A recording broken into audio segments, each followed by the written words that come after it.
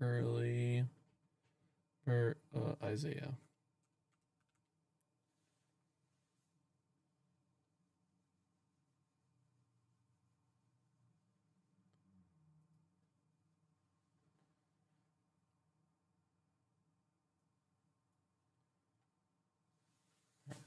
King Jesus, for amazing. Thank you for you and this beautiful day. We declare allegiance to you over and over again. Because you're a good, good God. Nothing compares to you.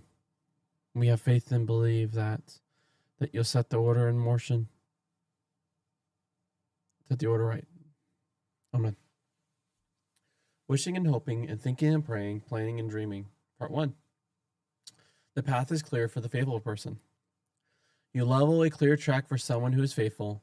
Yes, on the path determined by your decisions. Yahweh, we have waited for you. The longing of our entire being has been for your name and your renown. With my entire being, I have longed for you by night. Yes, my spirit within me seeks urgently for you. Because when your decisions are in the earth, the inhabitants of the world learn faithfulness. If the faithless person is shown favor, he doesn't learn faithfulness. If the faithless person is shown favor, he doesn't learn faithfulness. In a country characterized by uprightness, he does wrong and doesn't regard Yahweh's majesty. Yahweh, they don't see your hand raised. They should see and be shamed.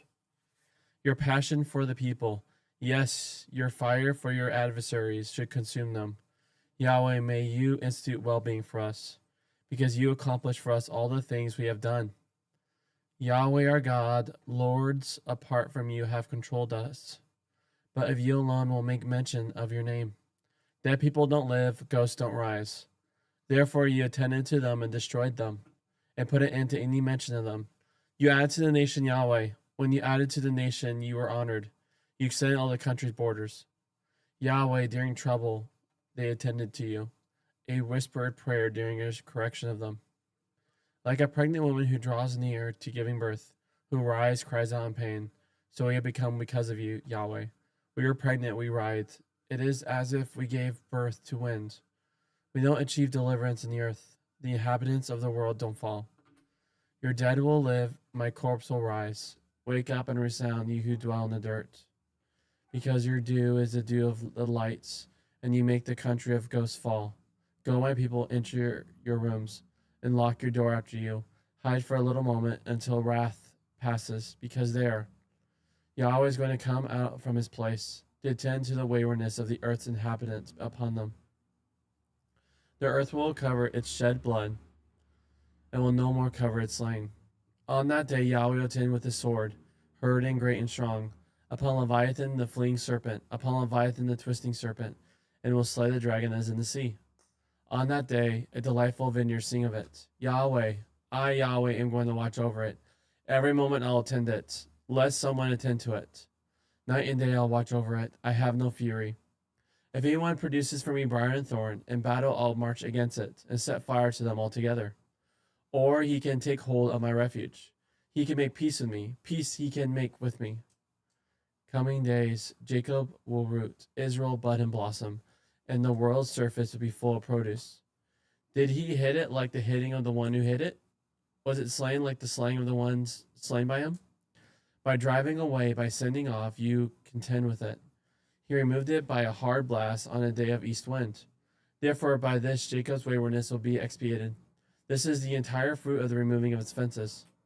Through his making all the altar stones, like shattered blocks of limestone, sacred columns and incense altars won't stand, because the fortified city is desolate, the habitation rejected and abandoned like the wilderness. There a calf grazes. There it lies down and consumes its boughs. When its branches wither, they break. Women come, set light to them, because it is not a people of understanding. Therefore its maker will not have compassion on it. Its former will not be gracious to it. On that day Yahweh will thresh from the Euphrates channel to the wash of Egypt, and you will be gleaned, one by one, Israelites.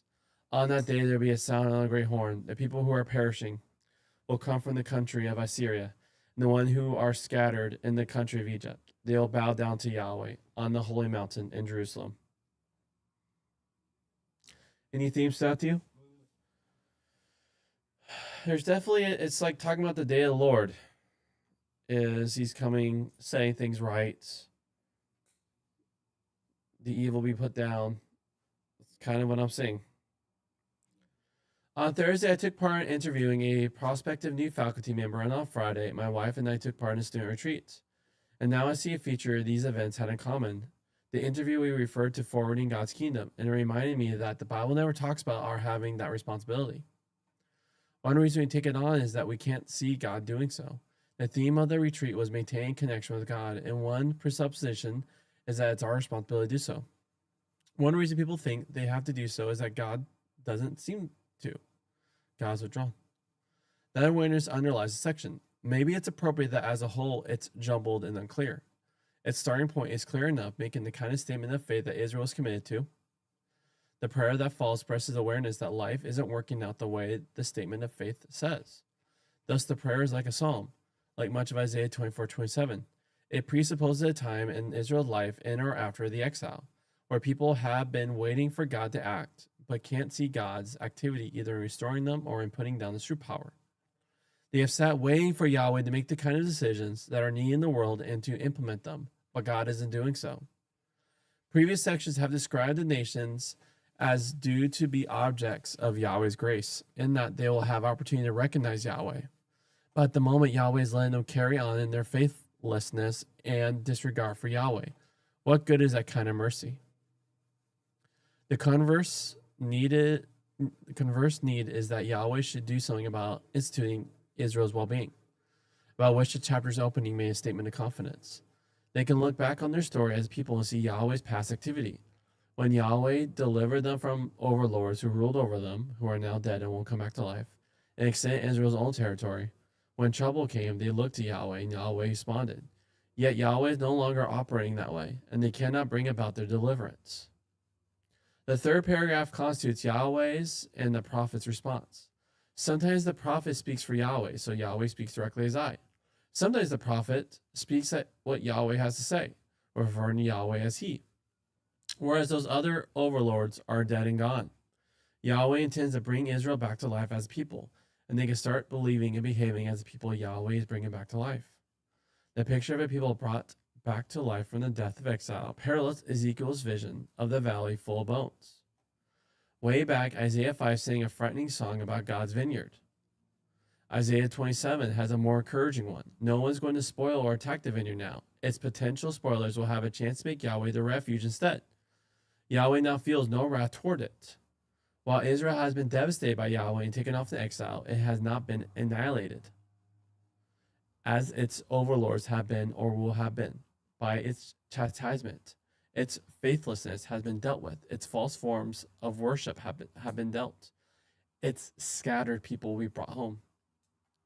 Associated with its renewal and gathering is the postponed judgment on Israel's present overlords, the occupants of the fortified city, unnamed so it can apply to the capital of any oppressor, and on the supernatural power of evil. In a context such as this, Leviathan is the Old Testament equivalent of Satan.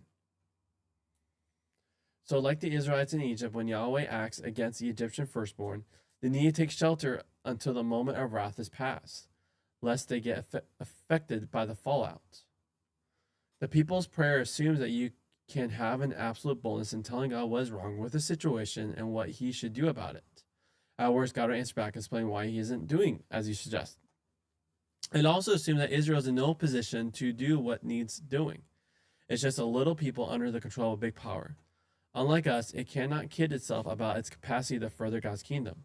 All it can do is cast itself on God, but helplessness is a wonderful aid of prayer and may even drive God to respond to prayer.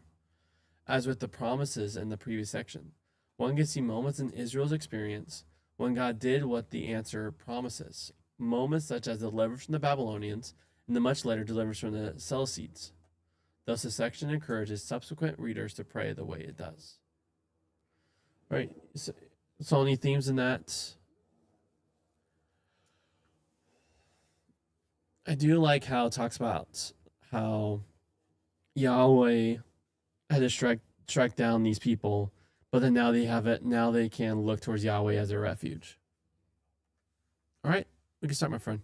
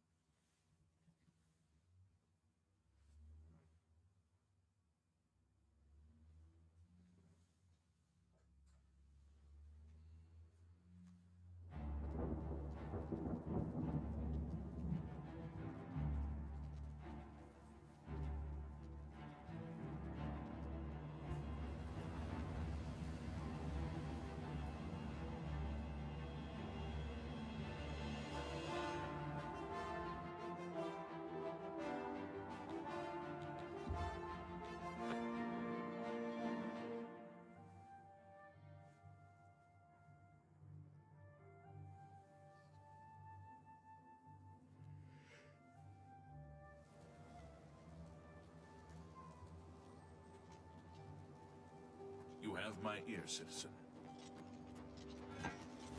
Hail.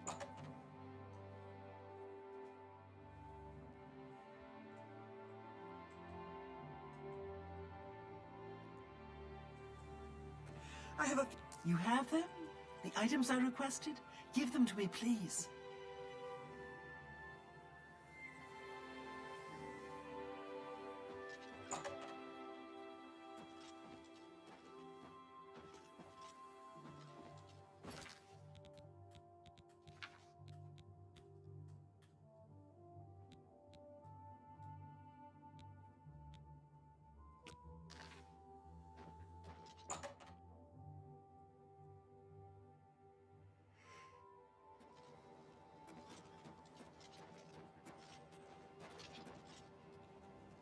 Good to see you.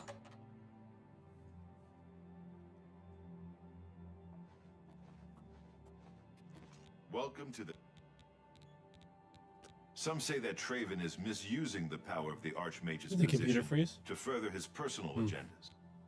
Yes, it's all finished. It's in that... Take care.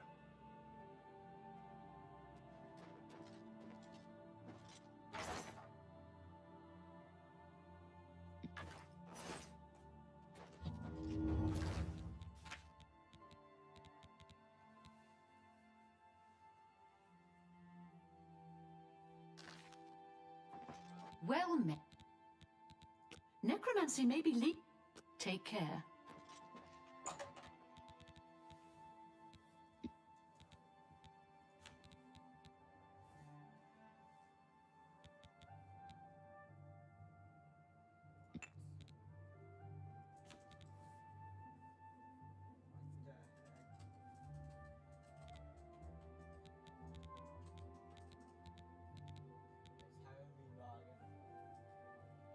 Oh, really?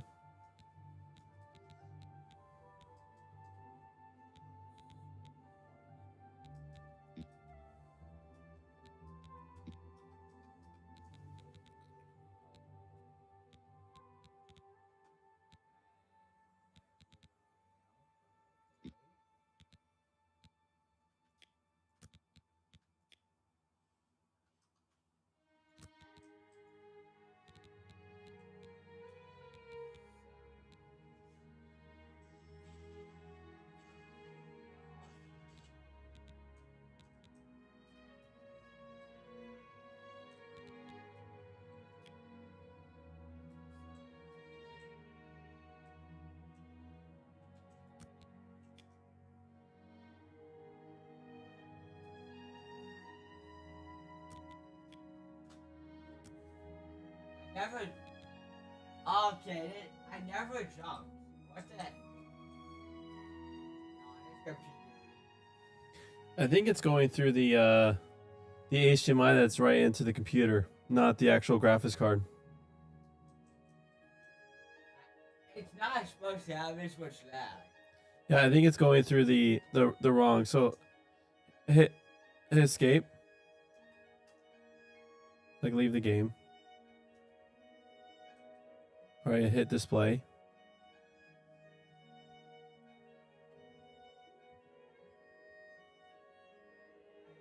Like display settings. Okay, monitor display on the very top. Oh wait.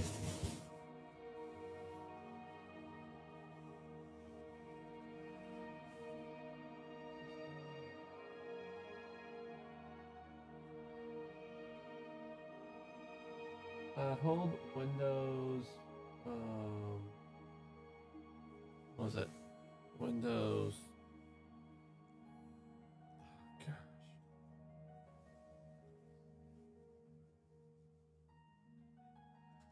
Just minimize the game. I just right click the background.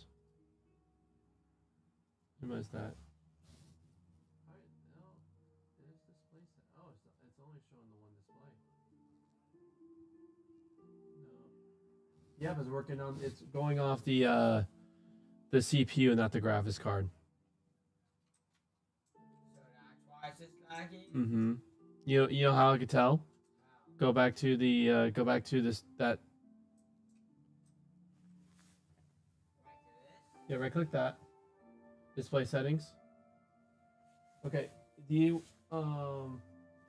right there. So display when connected Intel UHD graphics 630 on the very top. It says display. Oh, you see right there. Go down. Back there. It says we're connected to Intel there. That's Intel. That's going off their CPU, not the graphics card. Okay, this computer's being. Well, it's because you connected the HDMI. Remember not to the graphics card. It never had a display for it. Well, so unplug it from there and see what happens. See, Freeze the monitor? see, it should then go to the graphics card. Right now, it's using the CPU. Gosh, Well, you plugged it in, so it could do that.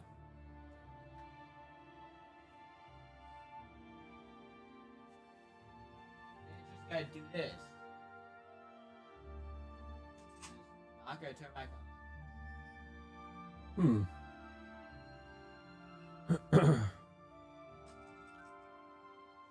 It looks like that might be. Like, everything I do, I just have to turn it off. It makes me think if the graphics card does go blunk, and that's why I went to CPU. Yeah, I have a 350 in the chest if you want to try. A 3050 Ti in the chest if you want to try. We can try. I don't know. Let's do that. Okay.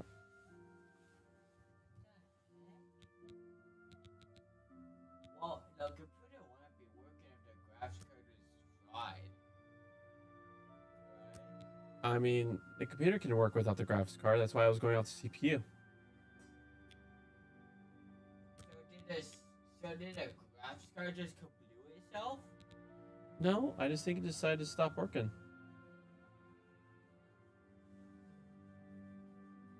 Oh, here it is. Are you on the CPU? Did you plug the CPU back in? So right click the background. Display settings. Oh yeah, it's definitely going off the graphics card now. What the?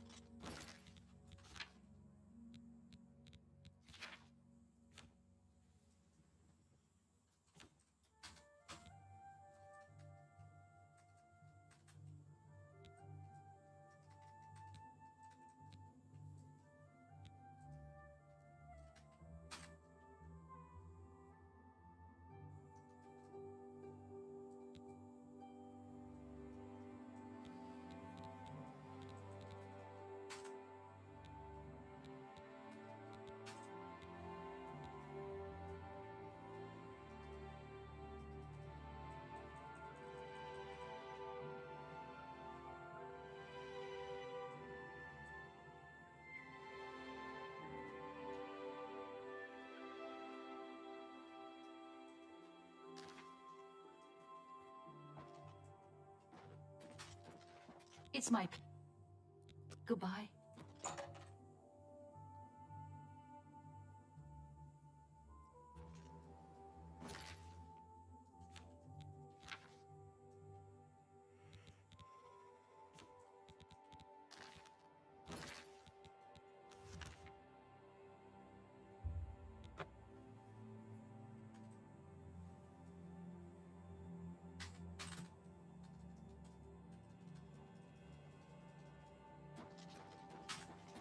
Spare a coin for the infirm.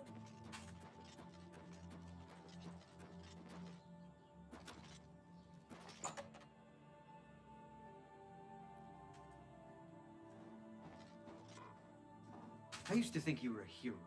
A holy... Please, go on. Someone removed those... May I interest you in some of my fine wares?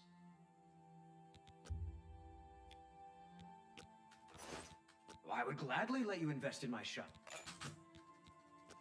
Only quality goods for sale here. What can I interest you in?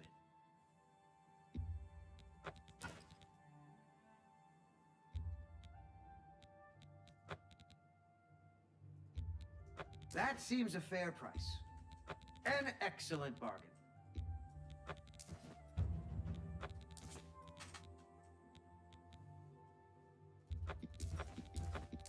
You got a... That's a fair deal.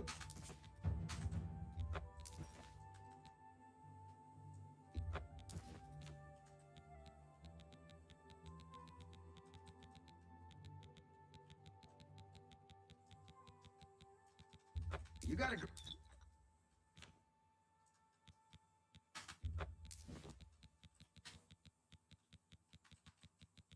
Oh. You drive a hard bargain.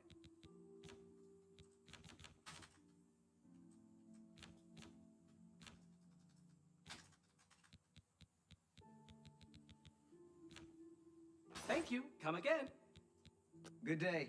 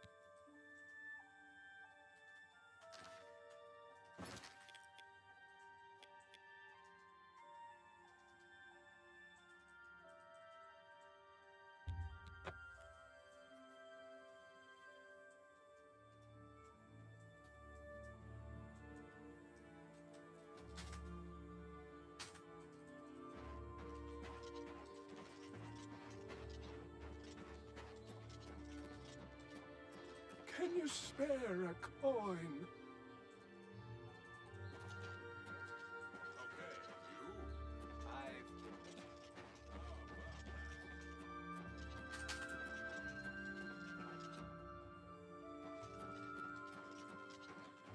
How about mixing up some potions? You look like quite the alchemist.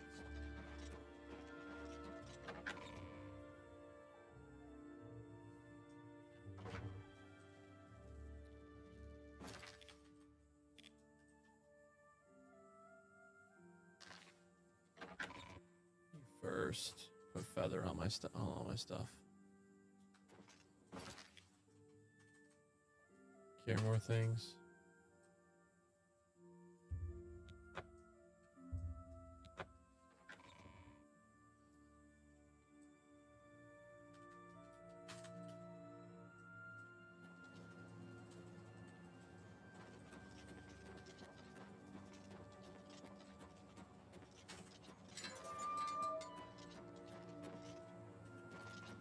Greetings, apprentice.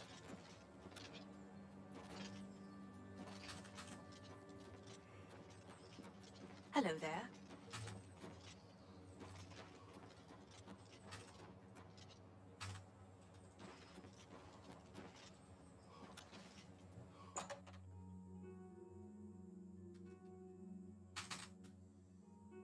Greetings, child.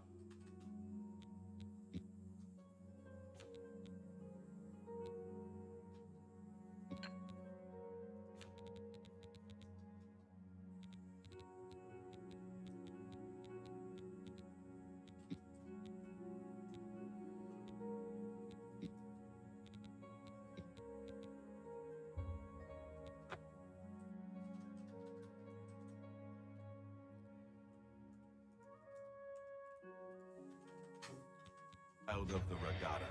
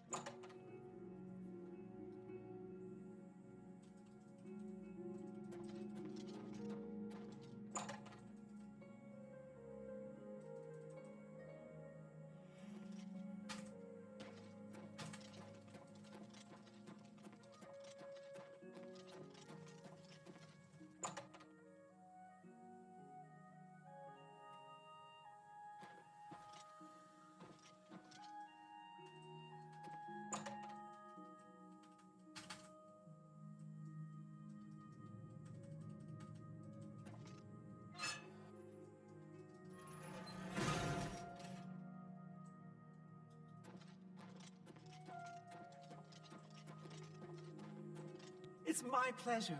Please continue. Necromancy may be illegal in Cyrodiil. Bye.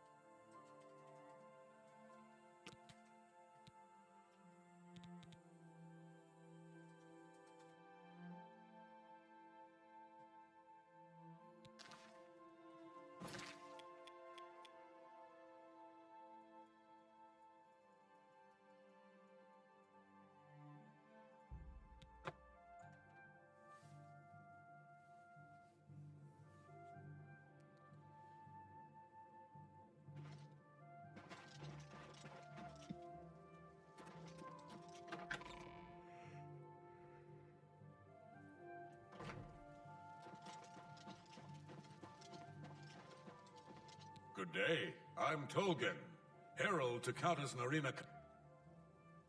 Countess Carvane would prefer if you speak to her in person. She also said to present you with this stipend as a taste of things to come. My lady holds court from 8 in the morning until 6 in the evening. The Countess is in attendance.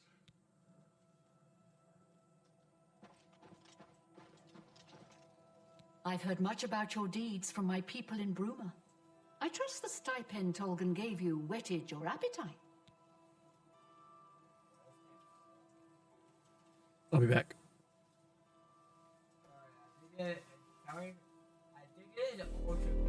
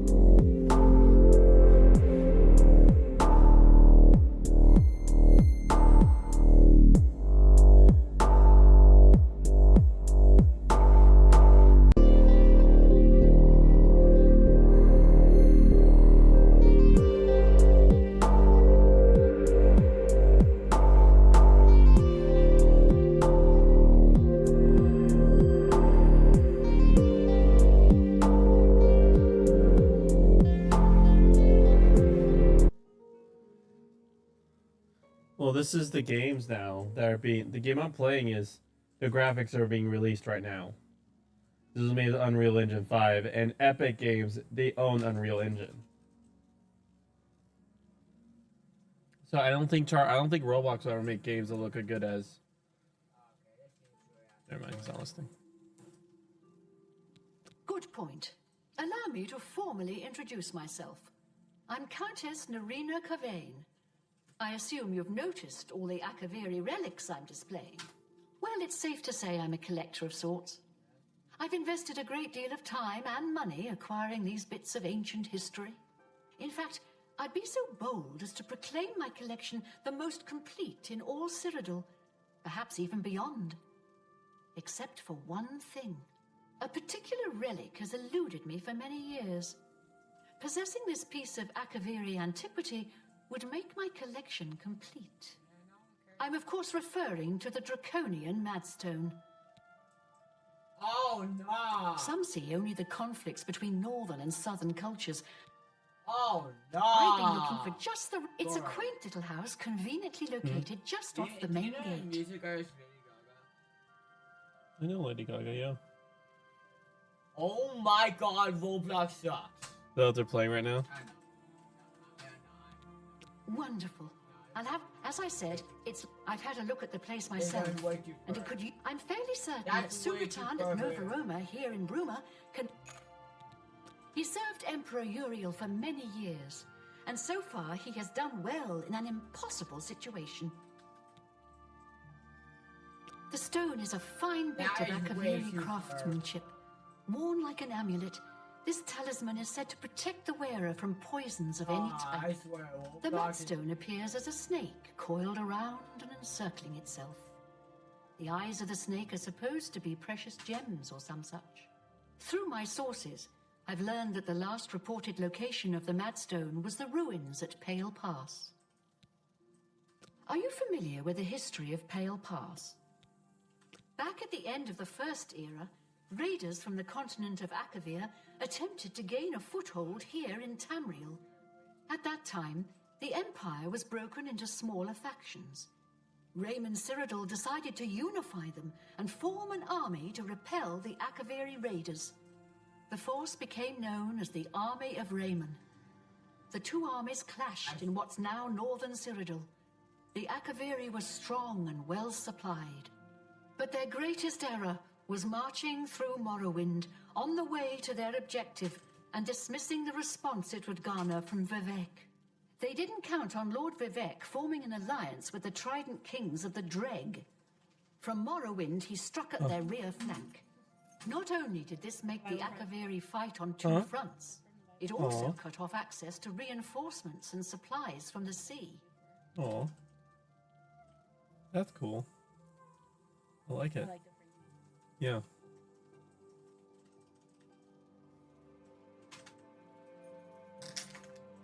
I'm trying to kill Steel. Okay, right. Hey, Charlie. Look, I could respond like you. History lessons are boring.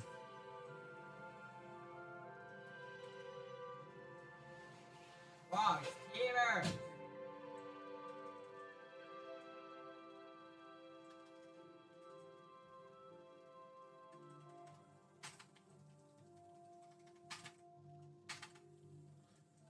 Oh, why is everyone targeting me? Not fun. You must be joking, right? Who hasn't heard of the greatest known hero of the First Age? Raymond Cyrodiil not only was the conqueror of the Akaviri forces, but he actually convinced them to help build the empire as it is today. With such an empire at his disposal, he conquered most of Tamriel, except Morrowind, of course, and was crowned emperor. In fact, he instituted the rites of becoming an emperor, which included the construction of the Amulet of Kings. His alliance with Lord Vivek during the Akaviri invasion is just one example of his cunning and ingenuity. What? Not quite. The army of Raymond knew that the organized Akaviri forces were commanded from a hidden post in the mountains. Rumors placed it in a snowy vale called Pale Pass. That's where Raymond focused his attention. As his forces fought their way across the Gerald Mountains, the Akaviri suddenly surrendered. It was assumed they were overwhelmed and gave up. The only strange part was that the command post and Pale Pass were never found. It was dismissed as a rumor, and the army of Raymond celebrated. It's come to my attention that the post did exist, and it happens to be the last reported location of the Draconian Madstone. If you retrieve the Draconian Madstone for me, I'll be happy to compensate. I had a feeling you'd accept. Good. Then let me tell you how you're going to find the Madstone. I've come into the possession of a diary, written by an Akaviri messenger. I suspect that the text within can lead you to the ruins. Here's a translation of the passages we could still read. It was quite damaged. I've also included a rough map that was drawn in the diary as well. I'm also providing you with a unique key that was supposedly found with the diary. I'm assuming it'll prove useful when you arrive at the site. I paid several scouts to try and find the ruins at Pale Pass before I hired you. They were only able to locate the first of a series of landmarks. These landmarks are mentioned within the diary. The one referred to as Dragonclaw Rock has been located. I'll mark it on your map. The rest is up to you. My scouts reported bitter cold and dangerous creatures in the area, so they couldn't proceed. Be cautious and return home soon. Good luck. The messenger's diary will make a nice companion to the Madstone in my collection. The Madstone awaits, and so does your reward if you retrieve it. Huh?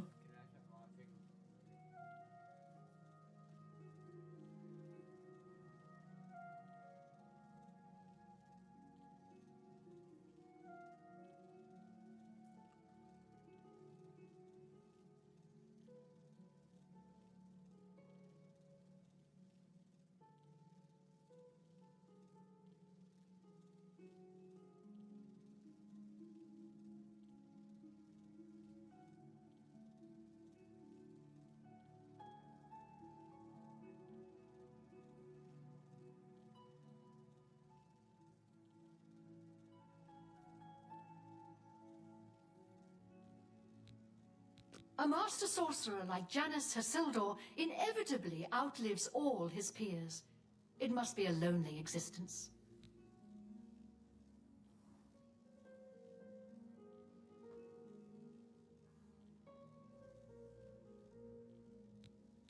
May the path ahead be free of danger.